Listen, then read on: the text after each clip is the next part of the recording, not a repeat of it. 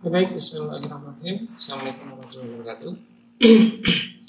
Sekarang saya akan menjelaskan modul 6.4 seleksi kondisi.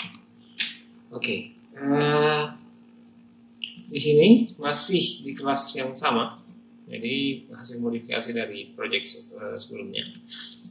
Di kelas main, di dalam kelas main ini ada tulisannya, ada method main.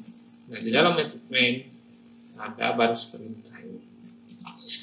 Nah, kalau kita lihat di sini di baris kelima, kita mendeklarasikan sebuah variabel bernama waktu dengan tipe data integer dan kita isikan dengan nilai 22 sehingga variabel ini berisi nilai 22. Nah, di sini ada seleksi kondisi di mana yang kita gunakan adalah else if ya. Jadi ada tiga kondisi sebenarnya. Di sini kondisi pertama, kondisi kedua, dan kondisi selain kedua kondisi ini akan eksekusi bagian yang ini. Nah, kita cek. Ini waktu kan nilainya 22.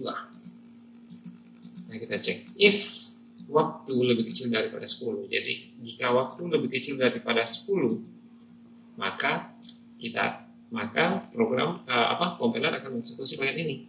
Jika tidak, maka akan dilanjutkan ke baris ini, ke kondisi ini. Jika kondisi ini juga tidak terpenuhi, maka secara otomatis yang akan dieksekusi adalah bagian else. Dari bagian else akan dieksekusi ketika semua kondisi yang berada di atasnya tidak terpenuhi.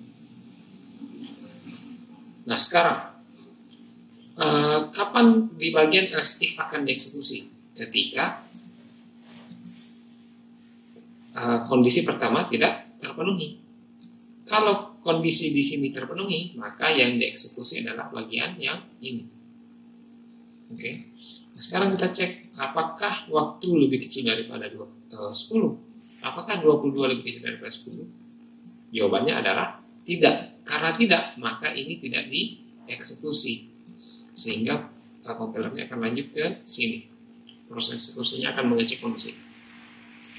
Apakah 22 lebih kecil daripada 20? Jawabannya tidak. Karena tidak, maka bagian ini tidak akan dieksekusi.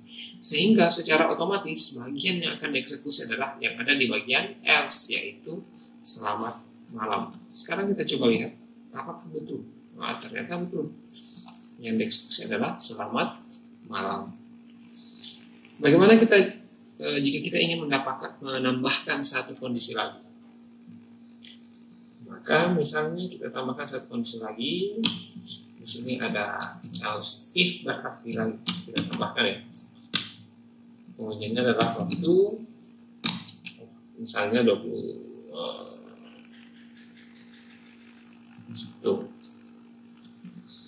Kemudian yang dieksekusi adalah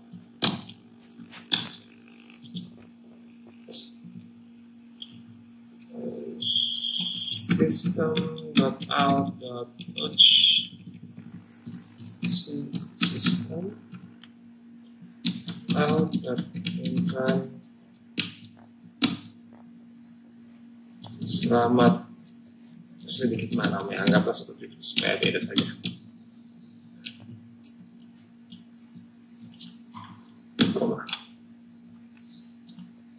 Nah, kalau modelnya seperti ini, bagian mana yang akan dieksekusi?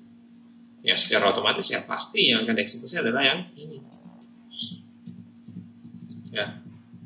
Kenapa? Karena ini pasti tidak akan memenuhi kondisinya karena waktu ya lebih besar daripada 21. Jika misalnya saya ubah di sini menjadi 10, yang mana yang akan dieksekusi? Yang akan dieksekusi adalah ini, bagian ini. Karena kondisi inilah yang memenuhi dengan ketika waktu diisikan 10, maka yang memenuhi adalah kondisi yang ini. Mungkin ada yang bertanya, tapi kan Pak, ini juga memenuhi.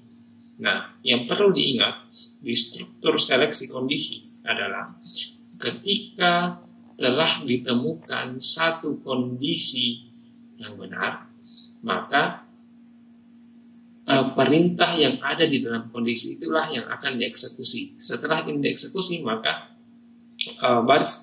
kompilernya akan keluar dari struktur if ini. Nah, kita lihat apakah betul. Nah, ternyata betul, yang ekspirasi siang ini tidak dieksekusi. Walaupun sebenarnya kondisinya juga benar, tapi karena di sini sudah benar, maka ini sudah tidak diuji lagi, sehingga akan ditinggalkan dan akan dilanjutkan di proses pengeksekusian akan dilanjutkan di luar struktur ini. Jadi kondisi benar yang pertama yang akan dieksekusi. Jadi kalau misalnya kalian mau ini dieksekusi juga, berarti ya cukup jadikan ini if yang lain. Kalau kalian jadikan if yang lain, maka ya secara otomatis ini akan dieksekusi.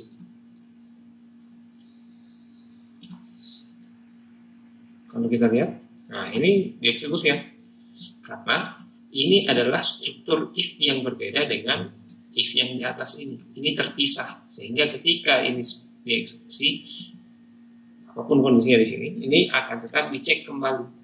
Tapi ketika dia berada dalam satu struktur seperti yang sebelumnya tadi, maka ketika ada satu kondisi yang terpenuhi, maka yang lain tidak akan dicek lagi.